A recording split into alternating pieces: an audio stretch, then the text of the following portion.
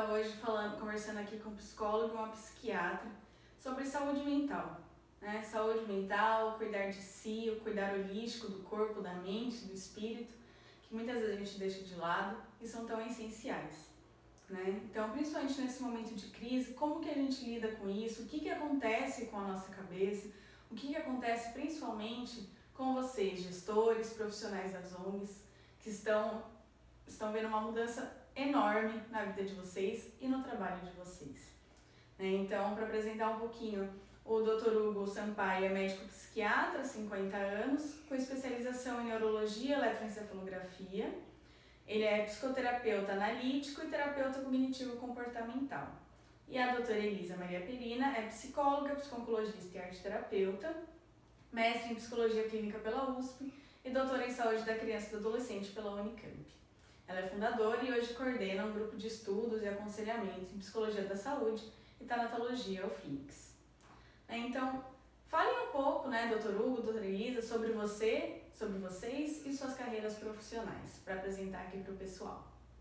Bom, meu nome é Hugo Sampaio, eu tenho a honra de ser o pai da Sara Sofia Perina Sampaio. Minha formação profissional é mais ligada à biologia. Na verdade, comecei tendo a psiquiatria sempre como pano de fundo, Então, minha formação de psiquiatria foi sempre acompanhada pela neurologia, eletroencefalografia, com algumas incursões nas psicoterapias, basicamente de natureza analítica e terapia cognitivo-comportamental. Sou Elisa Perina, sou psicóloga, trabalhei 40 anos aí na Unicamp, no Centro de Investigações Oncohematológicas da Infância, lotada no Centro Infantil Boldrini, com especialização na área de psico-oncologia e cuidados paliativos.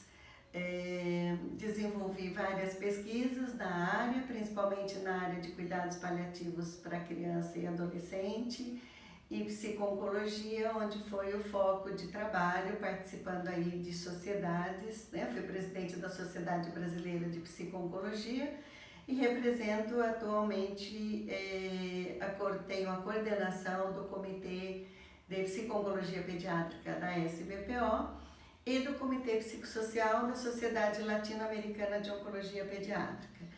Atualmente estou representando o Brasil na rede latino-americana de psico-oncologia.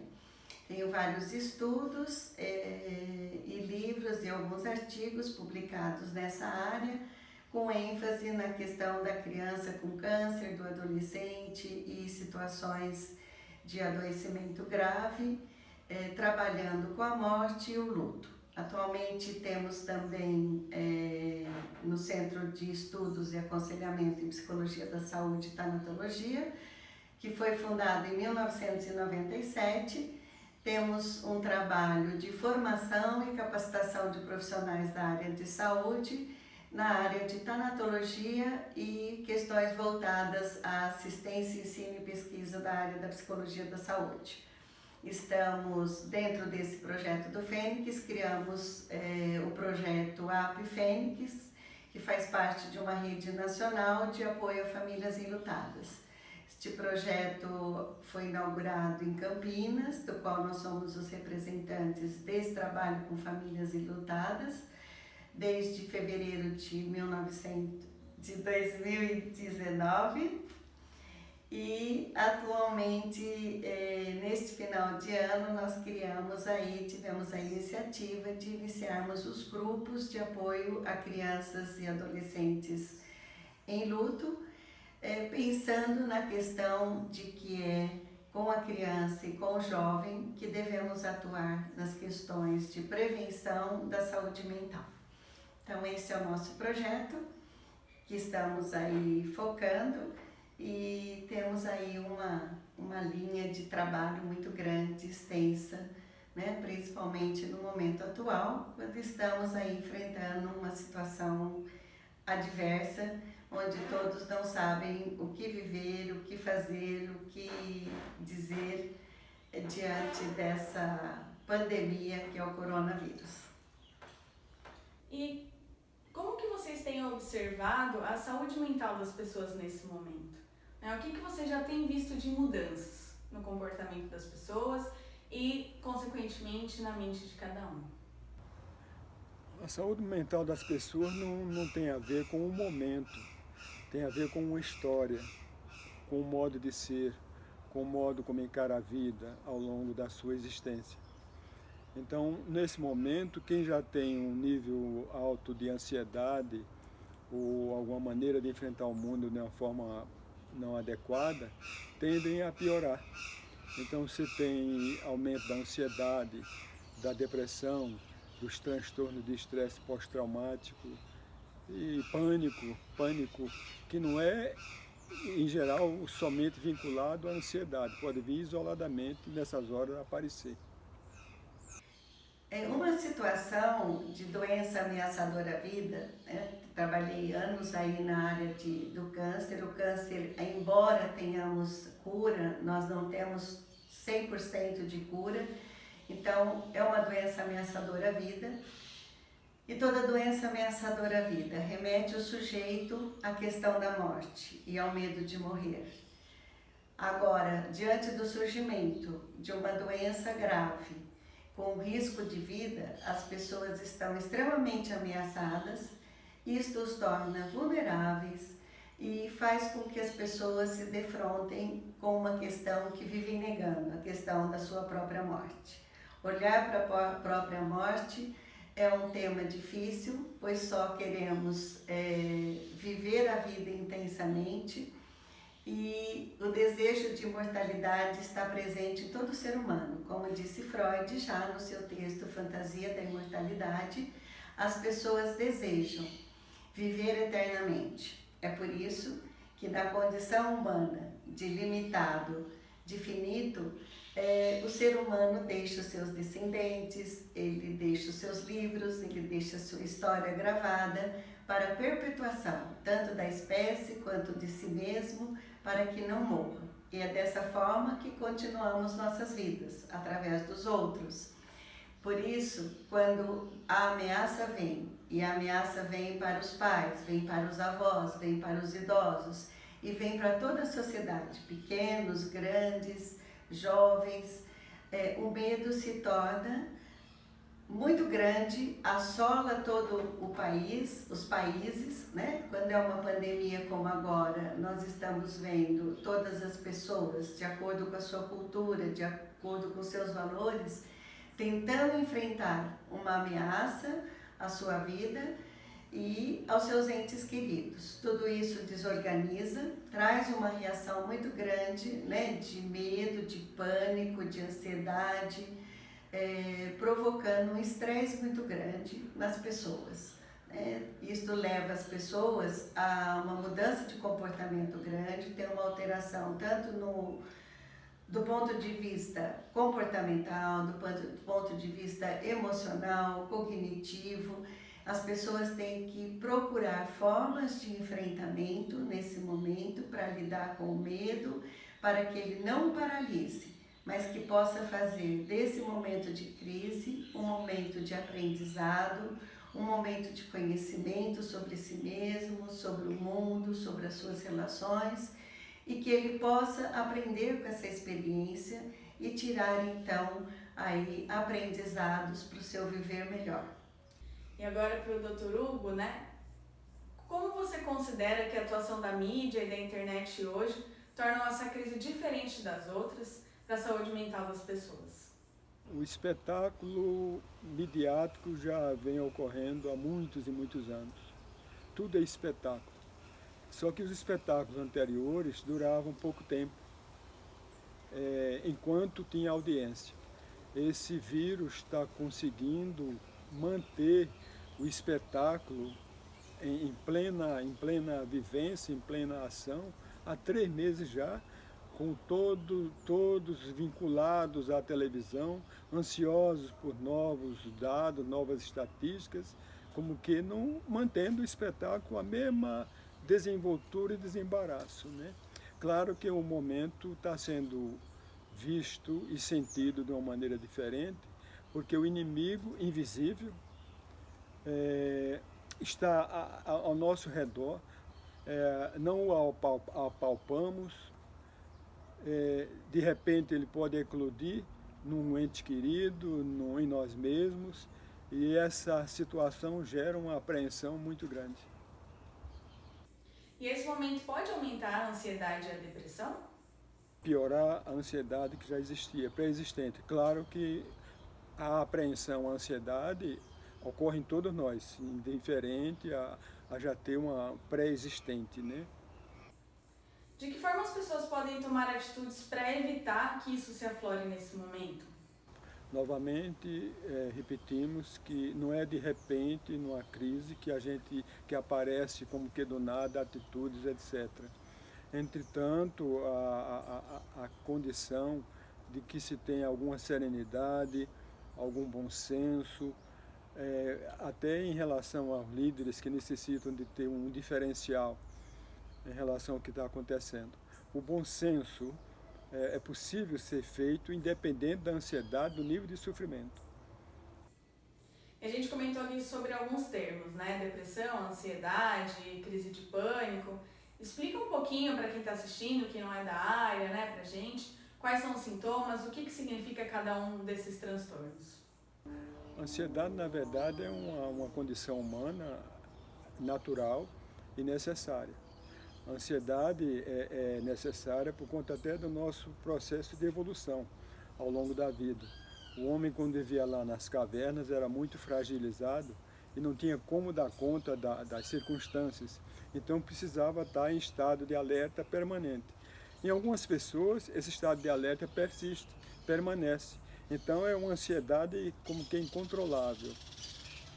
Por outro lado, nessa situação agora, a ansiedade aflora em função das circunstâncias.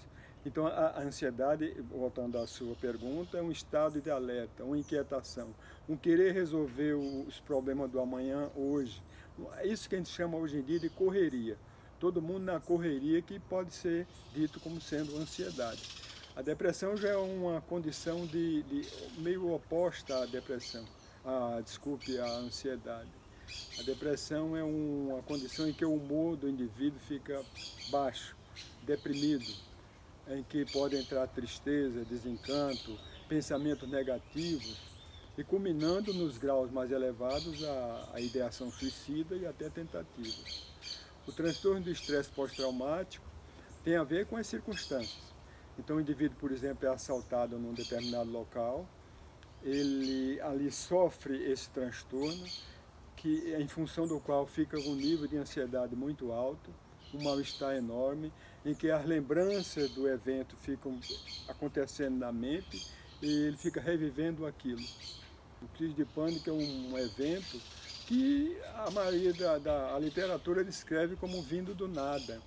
É uma situação, em geral, a descrição que vemos na clínica, o indivíduo está dirigindo seu carro, mais ou menos tudo bem, de repente o coração começa a bater, uma sudorese, sensação de morte, de perda de controle, uma coisa muito apavorante. Ele costuma parar o carro, dá um tempo, respira, vai ao pronto-socorro, o pronto-socorro o examina, faz eletrocardiograma, etc, etc, não constata nada e encaminha para o psiquiatra. Entretanto, o pânico pode também acontecer em função das circunstâncias, como agora estamos vendo, né? O indivíduo vai incrementando os pensamentos negativos, daqui a pouco desencadeia a crise. E como o isolamento físico, o distanciamento que a gente está vivendo hoje podem gerar um sentimento de solidão? E como que esse sentimento pode afetar as pessoas? Olha, em tom de blague, em tom de brincadeira, eu digo que esse é um aspecto que não deve ter afetado muito as pessoas, porque já há muitos anos nós, seres humanos, já estamos como que isolados, cada um voltado para o seu celular, para o seu computador, inclusive deixando de lado os entes queridos, para os quais às vezes não há uma palavra, nem um olhar. Então, brincando ainda, eu acho que isso não vai pesar muito. Entretanto, tirando a brincadeira, é possível que o sentimento de solidão esteja muito mais perene, mais forte, né? E quais atitudes ou bons hábitos as pessoas podem tomar para preservar ao máximo a sua saúde mental, né, e diminuir, por exemplo, o sentimento de solidão? Eu diria, salvo engano, foi São Francisco de Assis que disse que é dando que se recebe. Eu acho que é oferecendo olhares, oferecendo algum acolhimento, se nos solicitam alguma ajuda, alguma palavra que tenha uma repercussão mais positiva, a gente consiga, de alguma maneira, colocando-se ao lado, colocando-se à disposição, mostrando para a pessoa que há saídas, que há pessoas que estão interessadas nela, é possível que isso diminua o efeito da desgraça, né? Agora, pensando nos profissionais, nos gestores das ONGs, que estão tendo que deixar os seus atendidos, né, as pessoas que elas cuidam, né, pessoas em situações de vulnerabilidade, estão tendo que fechar as portas e deixar de atendê-los, né? Como que esses profissionais podem lidar com o sentimento de impotência frente a tantas mudanças? Eu acho que a primeira coisa é saber-se impotente, é saber-se incapaz de dar conta de outro como gostaria, na sua plenitude. Eu acho que a questão é ter um pouco de humildade para fazer apenas o que lhe compete. Agora, como ele pode adquirir essa serenidade que se exige de um líder, um bom senso, eu acho que tem a ver com a história de novo. O indivíduo vinha liderando um grupo de uma forma inadequada, de uma forma desrespeitosa, não é numa crise que ele vai, de repente, ficar sereno, respeitoso, etc, etc. Se ele é um líder realmente, nessa crise, as condições da liderança se manifestam. Se houvesse uma palavra que dita resolvesse o problema, seria muito fácil. Entretanto, é preciso dizer que acabei de falar dos profissionais de saúde, a quem ele pode recorrer. Há medicamentos que baixam a ansiedade a nível suportável, há medicamentos que contribuem para o humor ficar adequado, melhorar a insônia, e claramente as medicações, embora eu não seja um fã delas, as medicações trazem resultados muito interessantes. É preciso recorrer a ela, né? Até para dar serenidade, para ajudar na serenidade, porque a ansiedade é muito fragilizante. A pessoa se perde no raciocínio, se perde no que está fazendo, por conta dessa fragilidade decorrente da ansiedade. E como que você está lidando com essa situação, né, considerando que você também tem os pacientes que precisam do seu cuidado, como que você está lidando com não poder atendê-los? Bom, eu acabei de falar da necessidade de entender os seus limites. Eu tenho a impressão que a essa altura da vida os entendo mais ou menos. Então eu tenho tentado um atendimento à distância, a prescrição de medicamentos para serem apanhados no consultório e, vez por outra, se me chamam, se me solicitam, eu atendo através da internet. E como que a gente pode ajudar outras pessoas que a gente vê que estão tendo mais dificuldades para lidar com esse momento? O peso da palavra é muito forte. Eu acho que a palavra, sobretudo quando é seguida do exemplo, ela tem a palavra é capaz de desmoronar uma pessoa, como é capaz de enaltecê-la, dela sentir-se bem. Há muitas pesquisas que mostram indivíduos sendo submetidos a certos exames cerebrais que, quando ouvem uma palavra de elogio, de bem-estar, etc, etc, áreas cerebrais se inundam de oxigênio. Por outro lado, há palavras que, quando são depreciativas, as áreas cerebrais que antes estavam cheias de sangue, de oxigênio, tendem a ficar desprovidas dessa energia, desse elemento. O que você já tem ouvido de pacientes ou pessoas ao seu redor, né, que você já vê mudanças no comportamento? Basicamente, inquietação, medo, ansiedade, ligações telefônicas falando disso. Basicamente isto. O que você diria diria que são os bons e os maus hábitos do momento? Os maus hábitos eu não vou dizer. E os bons eu não sei.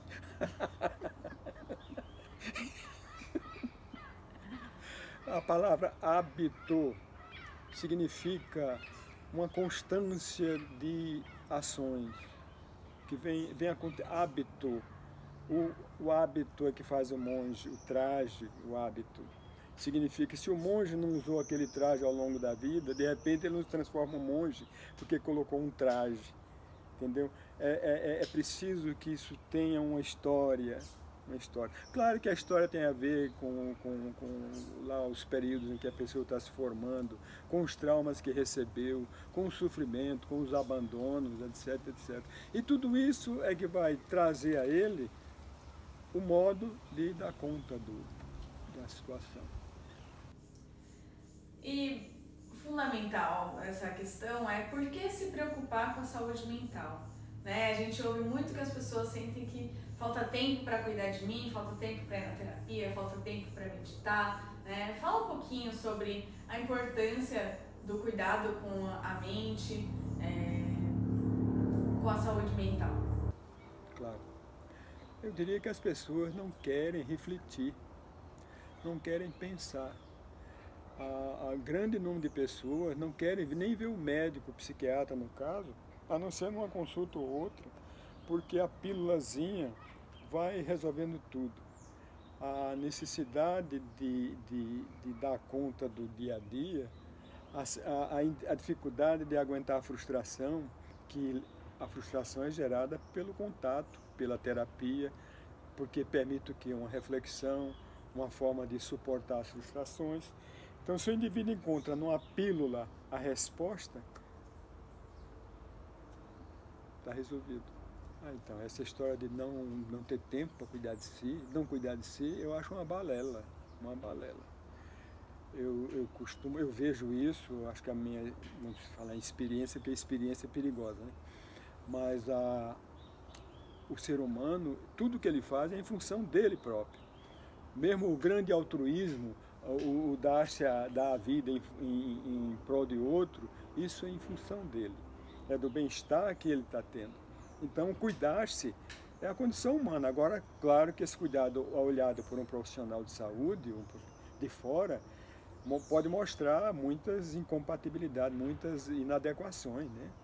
O indivíduo pode estar muito bem colocando a mão no fogo, por exemplo, usando droga, ele está bem, mas pode estar com uma hepatite e não perceber que está com a hepatite, está com os olhos ictéricos e não sabe. Então, um profissional de fora precisa alertá-lo disso aí. De qualquer forma, compete a ele, com a sua autonomia, tomar alguma atitude, alguma postura, né? Que medidas terapêuticas e de suporte existem para ajudar as pessoas nesse momento? Hoje em dia a divulgação dos conhecimentos é muito grande, eles já sabem da necessidade tanto da parte de medicação, da biologia, como da psicoterapia. E não falta modalidade de psicoterapia, às vezes de breve duração, que permitem resolver um problema focal, ou se o indivíduo tiver condição, pode prolongá-la mais profundamente, numa psicanálise ou o que for. Mas não faltam recursos, né? Agora eu vou passar um pouquinho para a doutora Elisa, né? Considerando que você comentou aqui, que você tem observado de implicações desse momento na saúde das pessoas, você falou muito sobre formas de enfrentamento, né? Então, fala um pouquinho para quem tá ouvindo a gente, quem está assistindo, que formas de enfrentamento existem, né? O que são essas formas de enfrentamento? Eu acho que um conceito importante que seria interessante abordar é o conceito do estresse, que está aí presente em toda situação de ameaça à vida, toda situação que desorganiza o viver.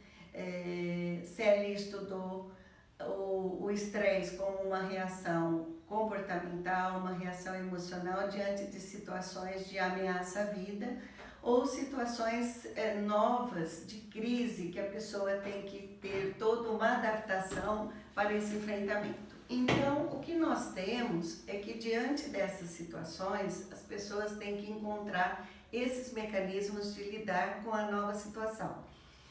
Quais são esses mecanismos? Né? Tem vários estudos que falam mecanismos de coping, mecanismos de enfrentamento para esse momento difícil.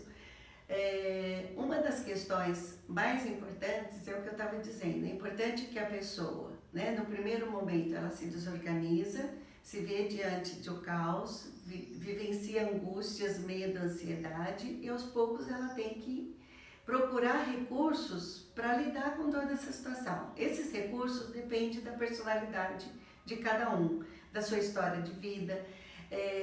O sujeito, ele é um ser que foi se constituindo ao longo da sua história, aprendendo a lidar com frustrações, aprendendo a encontrar respostas para o sofrimento, para situações difíceis, desde bebê, né? A primeira angústia é a angústia do nascimento, quando o bebê chega ao mundo e ele chega nesse desconhecido, onde ele estava num mundo totalmente protegido, e ele sente fome, ele sente sede, ele tem que solicitar, né, comida, ele tem que solicitar amparo, este colo da mãe protetor. Esta é uma das primeiras, né, e mais difíceis experiências do ser humano, né, a experiência do trauma do nascimento, já descrito na literatura científica. E por muitos psicanalistas há o estudo, né, dessa angústia do nascimento. E a criança vai se adaptando com a ajuda desses pais, com um ambiente protetor, com um ambiente seguro, a mãe que está sempre pronta a oferecer o melhor para essa criança. Isto vai fazendo com que este ser vai se estruturando e encontrando recursos próprios a partir desta relação afetiva, amorosa com o outro. E vai descobrindo, então, maneiras de enfrentamento. Eu posso cair, mas eu posso me levantar, eu posso me machucar, mas tem uma cura. E assim a pessoa vai aprendendo a lidar com as dificuldades do mundo. Quando vai para a escola, tem mais uma adaptação, tem a perda da casa, vai aprendendo a lidar com perdas ao longo do desenvolvimento. Todo o nosso viver é um aprender a lidar com as perdas próprias do desenvolvimento. Eu deixo de ser criança para ser adolescente, eu deixo de ser adolescente para ser um adulto jovem, produtivo, para ir para o mercado de trabalho, para cuidar e dar conta da minha própria vida. E ao longo desse processo, outras perdas emocionais, perdas financeiras, econômicas vão acontecendo. E a forma dessas pessoas lidarem com esses momentos depende dessa estrutura que está lá, desde o momento do nascimento, onde ao longo da vida ele foi tendo mais dificuldade ou menos dificuldades para lidar com estas questões. Nós chamamos a isso maior ou menor capacidade de resiliência, de enfrentamento e capacidade de lidar com situações novas, nos quais tem que se adaptar a esse novo contexto e encontrar recursos que possam fazer uma boa adaptação. Então, diante da crise atual, o que nós temos visto? Nós temos visto pessoas que se paralisam, ficam pensando apenas na morte, no medo da doença pegar, no medo de morrer, no medo de perder seus entes queridos, e a angústia toma conta e o paralisa. Nós temos que saber instrumentalizar este medo, identificá-lo, mas não ficar paralisado por ele. Nós temos que pensar no sentido de como nos fortalecer para criar condições de enfrentamento. Quais são essas condições? Tem várias medidas aí, né? O que nós podemos fazer diante de uma ameaça como esta que está aí? O vírus está aí presente, pode chegar para cada um, pode entrar e pode levar a pessoa a uma situação de adoecimento grave, de precisar de uma UTI e pode até morrer. A grande questão é o que eu posso fazer para evitar isto. A grande questão na saúde é a prevenção. Nós sempre falamos da oncologia, previna o câncer, né? Detecção precoce dos sintomas, porque tem cura. Se você identifica neste momento o que você pode fazer para esse vírus não entrar, que fique em casa, fique longe das pessoas, fique em isolamento social, isto vai impedir que você tanto pegue o vírus quanto que você transmita esse vírus para outras pessoas. Vamos proteger os profissionais de saúde, vamos proteger quem tem que continuar ativo neste momento. Vamos cuidar das crianças que precisam, dos jovens e dos idosos. Não vamos deixá-los sós, mas que as pessoas saibam se preparar, usar máscara, lavar bem as mãos, todas essas medidas que estão aí sendo divulgadas. O Fênix fez 10 itens, né, de aconselhamento, de propostas, dicas para você se cuidar, como você ter um momento de mudança de vida que teve. As pessoas têm que aprender agora a ficar em casa, né, aprender a estar um com o outro. Eu acho que tem o lado bom e tem o lado ruim, mas eu vejo muito mais se a gente sabe tirar. Eu falo, aprender dessa experiência difícil, porque o sofrimento enobrece, o sofrimento nos ensina, o sofrimento humaniza, né? Eu acho que a sociedade está desumanizada, falta muito esse olhar para o outro, esse tocar o coração dos outros. E eu penso que nesse momento, onde não é só um oi, um olá, um abraço e vai embora, eu acho que é preciso tocar a alma. E neste momento, nós tentamos tocar, através do olhar do outro, esta alma do outro. Como ele está diante dessa ameaça? Quando você olha para o seu filho e vê que ele mudou totalmente a sua vida para poder proteger os idosos da casa, para poder cuidar dos pais, para poder fazer compra e para não trazer, né, nenhum vírus para casa, se cuida para cuidar do outro. A relação de cuidado é aquela que eu falei lá, da mãe com o bebê, né? Os idosos estão frágeis, agora os filhos cuidam dos idosos. Fique em casa que eu cuido de você. Esta é uma troca e a vida é de trocas.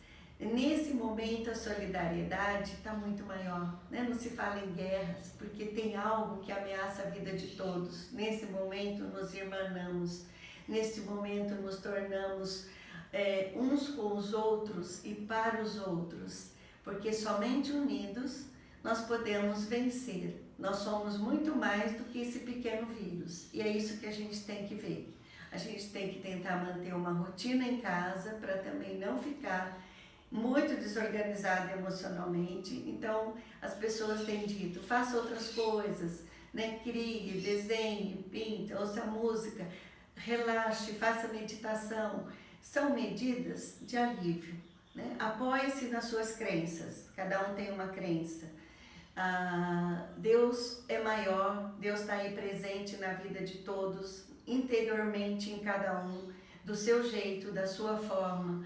Faça meditação, faça reiki, faça yoga, faça tudo aquilo que te traz paz no coração para você poder estar bem com o outro e poder ajudar o outro. Você só vai poder atender este outro, ouvir as suas angústias, os seus medos, se você puder lidar com você mesmo.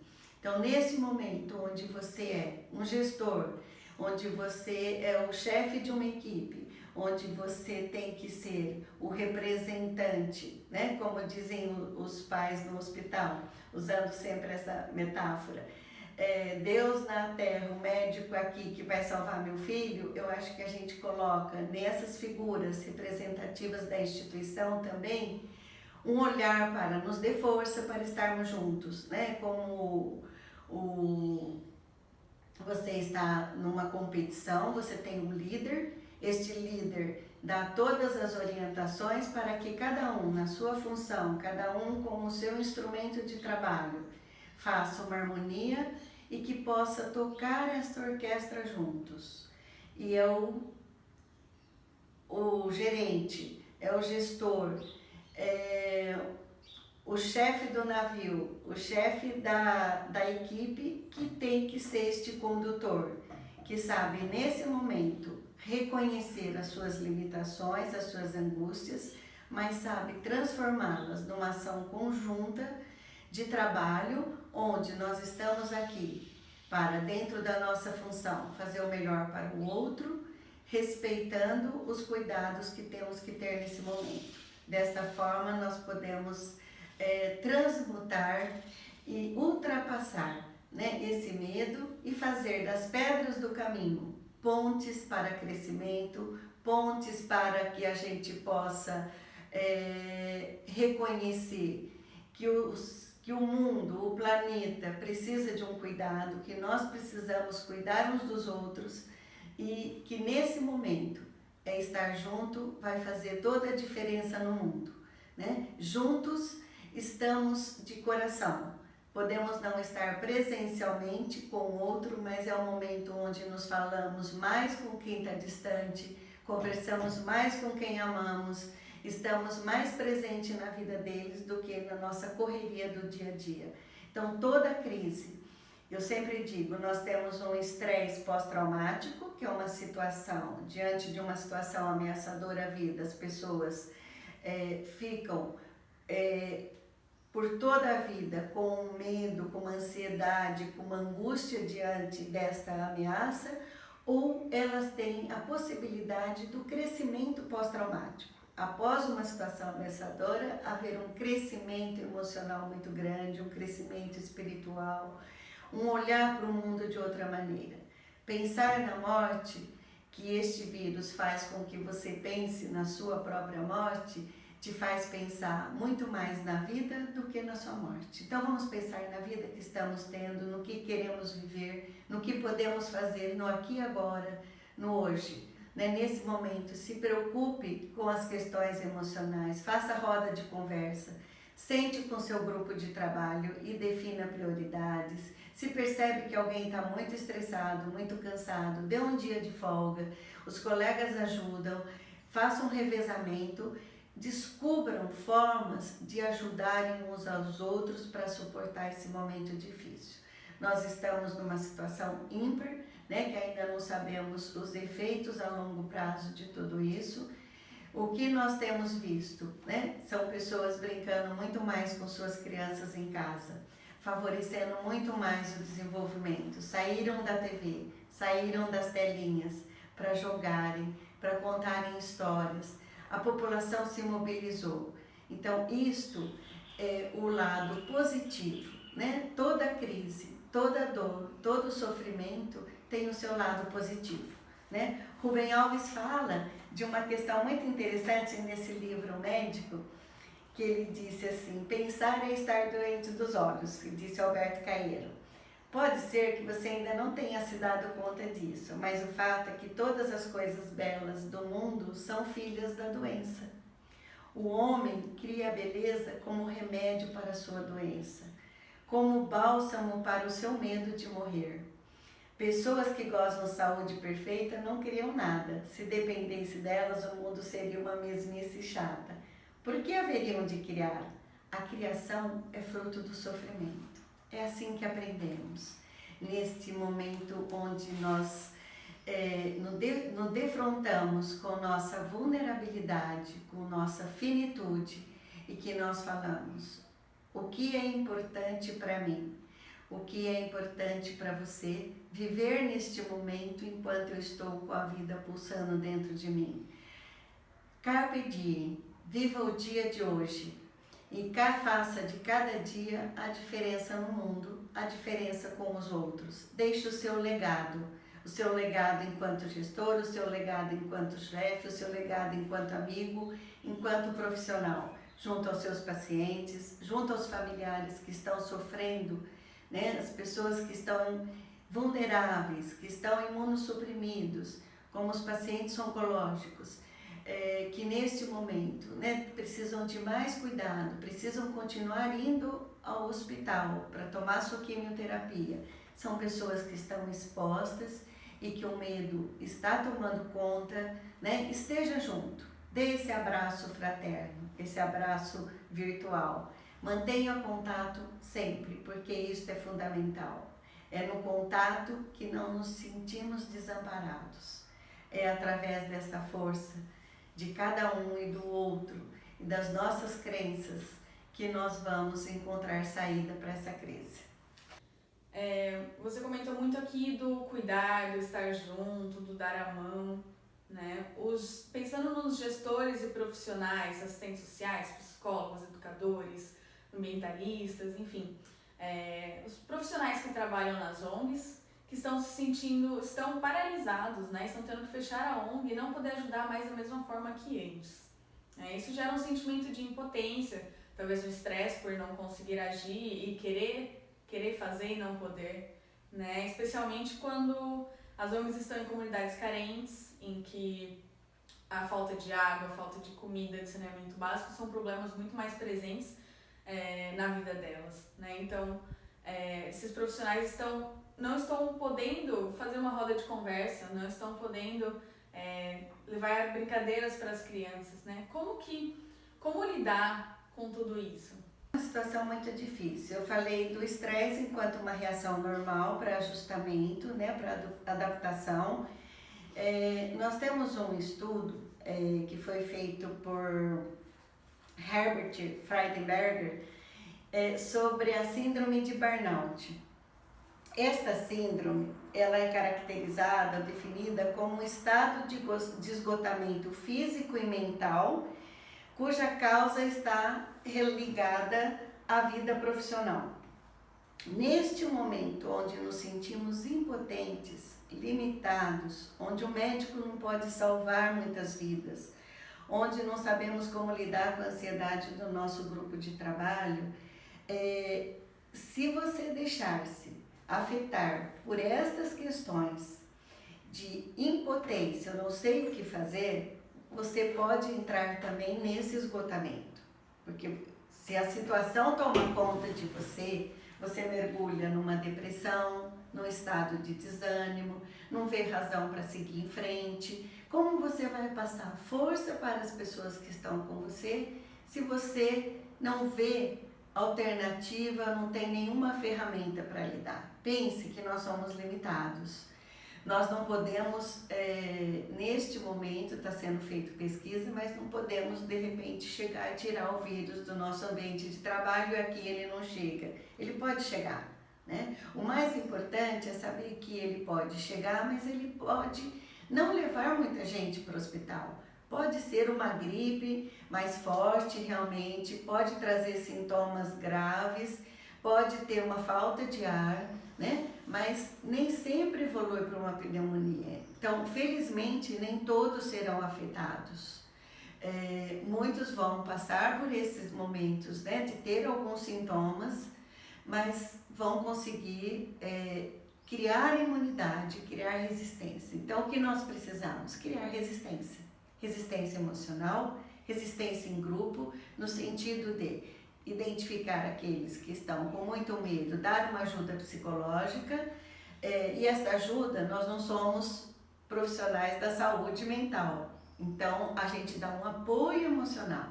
Apoio é uma coisa, né? Quando você dá um colo, quando você oferece uma escuta, as pessoas não têm noção do que um espaço de escuta pode fazer. Você consegue dar um lugar para essa pessoa encontrar respostas para suas angústias, nomear o que está sentindo. Quando nós nomeamos o que sentimos, nós conseguimos encontrar formas de lidar melhor com a situação. Por exemplo, Rubem Alves diz, nós não sabemos dizer o que acontece depois da morte, né? Se você me pergunta para onde eu vou para algum lugar, existe vida após a morte, essas são questões universais, existenciais, onde cada um vai encontrar sua resposta, né? Nós não temos resposta para isso, mas nós podemos colocar palavras sobre isso. O que significa a morte para mim? O que significa neste momento essa ameaça? E como eu posso lidar com isso? Diante de uma ameaça invisível, que eu não sei se ela vai chegar aqui ou não, nós temos que fazer o seguinte: vamos ver como podemos nos preparar para esse enfrentamento, como podemos nos cuidar, manter a distância, manter os cuidados necessários, ter um momento de grupo, onde podemos falar desse sentimento. Dos trabalhos com grupos de profissionais em situações de estresse, em situações de cansaço, de desânimo, é sentar e fazer roda de conversa, onde você proporciona que cada um expresse verbalmente, através de um desenho, de uma pintura, através de uma música, através de um relaxamento, momentos de paradas no trabalho para pensar, para se unir, para conversar. Quando você faz isso, todo mundo sai abastecido, né? Nós podemos dar as mãos assim, nós podemos falar com o coração, nós podemos falar de um com o outro. Há uma energia entre a gente que flui e que essa energia é curativa. Então vamos nos curar, vamos curar o planeta, vamos curar uns aos outros e não vamos deixar que este medo tome conta, que este vírus entre em nosso coração, em nossas vidas, né? Nós somos mais fortes que eles. Eu acho que os gestores podem falar, mas só isso, né, que eu posso fazer, só escutar, só sentar. Isto é fundamental. Se você for olhar, às vezes isso não tem no trabalho, no ambiente de trabalho, não tem dentro do espaço da ONG. Converse com seus profissionais, busque ajuda psicológica, encaminhe aqueles que estão mais frágeis. A fragilidade psíquica é algo que precisa ser identificada. Está depressivo, está ansioso. Nesse momento, às vezes, precisa de um medicamento também, precisa de um ansiolítico, precisa de um calmante, precisa de um relaxamento. Né? Relaxamento é fundamental. Né? A tensão gera tensão e mais tensão, cria dores. Né? Você somatiza, você tem gastrite, você tem dor de cabeça, você tem úlcera, você fica... nós somos um todo. Né? Então as doenças psicossomáticas aparecem, a hipertensão vem, você não dorme direito e interfere no seu sono. Então vamos ver como é que você está vivendo o seu dia, o que você tem feito. Quando chega em casa, deixa o sapato fora de casa, deixa o jaleco, deixa o trabalho e entre para viver o seu dia, a sua noite com as pessoas que você ama. Faça um jantar, brinde a vida, brinde estar um com os outros, porque o momento é hoje. O dia, o que sabemos da vida é apenas o dia de hoje. O presente é o que nós temos em mãos. O amanhã não sabemos, o passado já foi. Então viva intensamente o hoje, dê o melhor de si no seu trabalho. Há muita gente vulnerável precisando de apoio nesse momento. Nós temos visto ações solidárias muito importantes, pessoas levando alimentos, medicamentos para idosos, um apoio da comunidade. Sente com as crianças, brinque com as crianças, né? Faça uma roda, dê um tabuleiro, jogue um joguinho com essas crianças. Como que chama aquele jogo que você faz, onde você... Bingo, né? Bingo é muito legal. Pega presente, esteriliza, claro, né? Claro que dá para fazer, né, essas rodas. Se você está dentro de um abrigo, de uma instituição de crianças que moram em abrigo, não tem jeito, elas estão ali dentro. Então você tem que ficar atento que você pode sim fazer uma roda onde cada um tem a sua cartelinha, cada um tem as suas pedrinhas, né, esterilizadas, e cada um ganha o seu presente e vai jogar um bingo uma tarde inteira, uma roda de chá. Faça chá, né? E faça isso no seu trabalho, um momento do chá da tarde, conversas ao pé do fogão, conversas ao pé da escrivaninha, ao pé do computador, né? Mantenha a distância, mas você pode sorrir para o outro, você pode olhar nos olhos do outro e você pode falar dessa dor que está aí dentro. Você vai sair outro após essa conversa para seguir o seu dia bem. E finalmente, trazendo um pouco agora para as famílias, como que os profissionais e gestores podem se comunicar e ajudar as famílias nesse momento? Tem momentos ou situações que você se sente impotente, você apenas tem que reconhecer sua impotência. Você apenas tem que reconhecer que nós somos limitados. Quando você estava falando comigo sobre essa questão, né, ele sofre por essa impotência. Veja, eu trabalho com crianças que estão morrendo. O sentimento de impotência do enfermeiro, do médico, do psicólogo, do assistente social, do fisioterapeuta, de toda uma equipe que durante 2 anos, 5 anos lutaram pela vida dessa criança.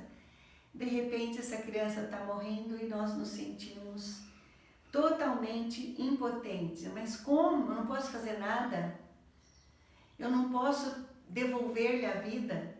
Eu não posso tirar dessa situação, eu tenho que ficar aqui olhando esta criança morrer e não dar nenhum remédio que a traga de volta, olhando o sofrimento desta família e não fazer nada, a gente se sente de mãos atadas. Vocês imaginem o que é para uma mãe ver o seu filho morrendo e ela não poder fazer nada.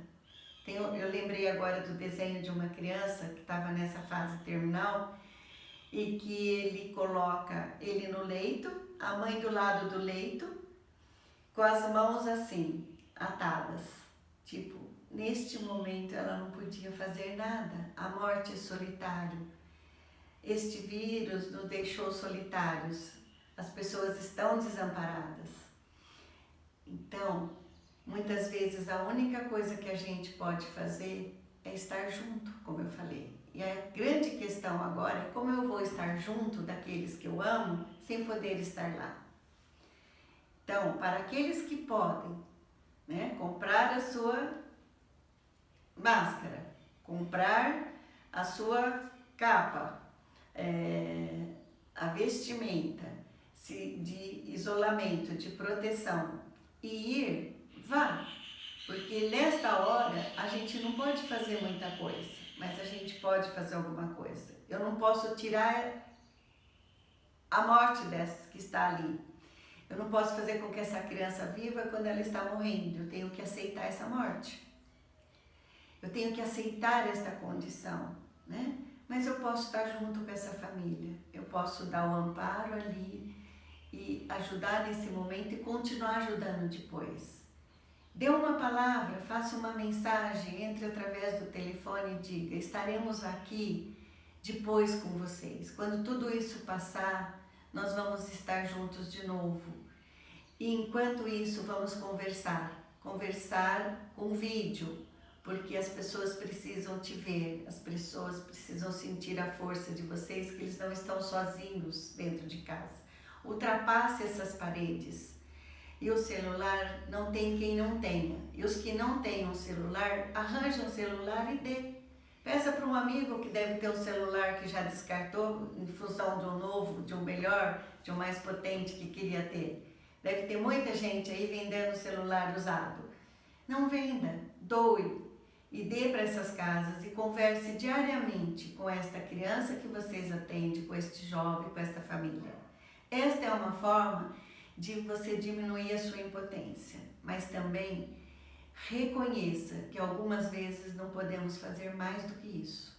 Muitas vezes não podemos fazer mais do que entrar através de uma telinha e dizer: estou com você, estamos juntos e sairemos dessa juntos. Não te abandono, porque o sentimento de abandono é um dos sentimentos mais terríveis. Tudo que uma criança, uma pessoa quer quando está morrendo é que alguém lhe dê a sua mão. Eu tenho vários depoimentos de que, até de uma enfermeira que estava morrendo, que ela disse: eu só preciso que você segure na minha mão. Segurar na mão, estar junto nesse momento e falar: eu estou aqui com você, eu estou aqui com você, Sara. Mesmo não te dando aquele abraço, mesmo não podendo dizer para você que bom que eu pude talvez, né, ajudar ou dar algumas palavras de conforto a todas essas pessoas que estão sofrendo. Saiba de mais uma coisa: o seu sofrimento é o meu, o seu sofrimento é universal. Todos nós estamos de mãos atadas, mas estamos de coração aberto. Então, abra seu coração e se doe da forma que pode. Somos limitados, reconheça isto, mas faça o melhor dentro do que é possível. Eu sempre digo: não olhe para o que não pode, né? Você não pode fazer isso, você não pode fazer aquilo, eu não posso. Olhe para o que pode. Quando a criança não pode brincar, não pode ir para um clube, porque a criança que está fazendo químio tem que ficar isolada, então vamos fazer o que pode. Então, o que você pode fazer nesse momento? Você não estará tão limitado se você descobrir o que você pode fazer, apesar de todas as reservas, de todas as limitações, de todos os impedimentos. Faça a sua parte. Queria agradecer, Dr. Hugo, doutora Elisa, por terem participado com a gente desse webinar. Esse é o começo de uma conversa sobre saúde mental. podem enviar as dúvidas, a gente responde depois, conversa com o Dr. Hugo, com a doutora Elisa. Obrigada aos dois e grande abraço.